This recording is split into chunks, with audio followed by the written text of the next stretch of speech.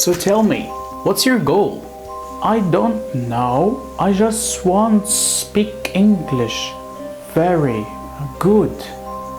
Okay. I don't know what to do. What's going on, guys? 5 tips to work with students' goals. Let's get right into it. Number 1, asking. Asking your students the right questions will help you understand your students' goals. You can just simply ask them, what's your goal? Number 2, planning. Depending on your student answer, whether he wants to prepare for an international exam, a business trip, or a job interview, you need to set a plan. What material are you going to use? How many lessons a week needed to achieve the goal, etc., etc. And you should share this plan with your student. But what if your student doesn't have a specific goal or just wants to improve his English? In this case, you need to know your students' job, interests, and hobbies and connect them to the lesson somehow in order to keep them engaged, motivated, and avoid losing them. Tip number 3, smaller goals. For both students, setting smaller goals will make the studying process easier and more organized. Let's take an example. A student wants to prepare for IELTS. A smaller goal could be getting familiar with listening task 1.